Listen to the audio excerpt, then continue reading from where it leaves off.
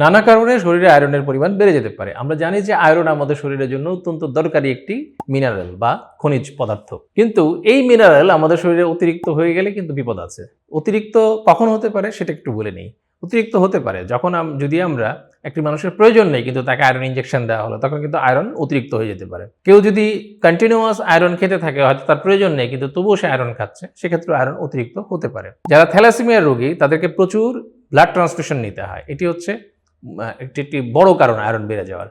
এবং বেশিরভাগ ক্ষেত্রে আমরা থ্যালাসেমিয়া রোগীদের ক্ষেত্রে এটা পেয়ে থাকি যে তাদের আয়রন অনেক বেশি থাকে, কারণ বারবার যখন আয়রন সে নেয়, প্রতিবার আয়রন নেওয়ার সাথে সাথে 400 থেকে 450 ইউনিট তার ফেরিটিন বা আয়রন বাড়তে থাকে। তো এই যে আয়রন বাড়তে বাড়তে দেখা যায় যে কোনো এক সময় এটি একটি বিপদ মাত্রা অতিক্রম করে ফেলে, বিপদ সীমা অতিক্রম করে ফেলে, এবং এই অতিরিক্ত আয়রন তার শরীরের বিভিন্ন জায়গায় বিভিন্ন অঙ্গে জমতে থাকে, ডিপোজিটেড হতে থাকে।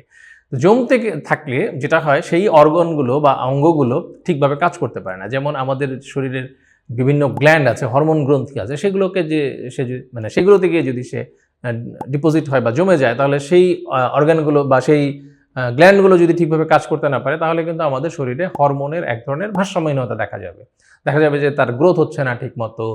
সে প্যানক্রিয়াসে জমে গেলে দেখা যাবে তার ইনসুলিন ঠিক মতো রিলিজ হচ্ছে না। তার যদি থাইরয়েড গ্ল্যান্ডে যদি আয়রন জমে যায়, তাহলে দেখা যাবে তার থাইরয়েড হরমোন ঠিকমতো তৈরি হচ্ছে না, ফলে তার হাইপোথাইরয়েডিজম ডেভেলপ করছে। থাইরয়েড কমে যাওয়ার কারণে যা যা হওয়ার দরকার তাই হবে।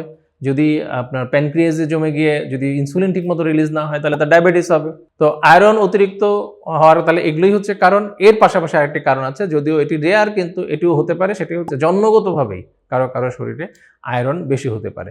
হেরিডিটারি হিমাক্রোমাটোসিস বলি আমরা এটাকে, যে জন্মগতভাবেই কারো শরীরে একটা বিশেষ ধরনের জিনের মিউটেশনের কারণে এই সমস্যাগুলি হয়। তখন দেখা যায় তার আয়রনের অ্যাবজর্পশন খুব বেশি হয়, শোষণ বেশি হয়, এবং এই আয়রনগুলো ঠিকমতো মেটাবলিজম হয় না, এবং এগুলো রক্তে তখন আয়রনের মাত্রা বেড়ে যায়, এবং এই আয়রনগুলো ঠিক একই নিয়মে শরীরের বিভিন্ন অঙ্গে জমা হতে থাকে, এবং সেই অঙ্গগুলির কার্যক্ষমতা নষ্ট হয়ে যায়। আয়রন যদি হার্টে জমা হয়, তাহলে হার্টে কার্ডিওমায়োপ্যাথি হবে, হার্ট কিন্তু ঠিকভাবে পাম্প করতে পারবে না, হার্ট ফেলিওর দেখা দিবে।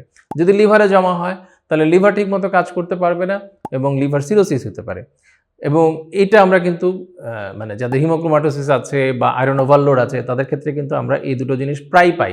দেখা যায় যে তাদের লিভারের সমস্যা হচ্ছে অথবা হার্টের সমস্যা হচ্ছে, আর হরমোনের সমস্যা তো হয়। তাহলে অতিরিক্ত আয়রন খাওয়া, আয়রন ইনজেকশন নেওয়া, তারপরে বারবার ব্লাড ট্রান্সফিউশন করা, এই সবগুলোই কিন্তু আয়রনের ওভারলোডের কারণ হতে পারে। এই বিষয়গুলোতে আমরা সতর্ক থাকব। অপ্রয়োজনে যেন আমরা রক্ত না দিই, সে ব্যাপারে আমাদেরকে সচেতন হতে হবে।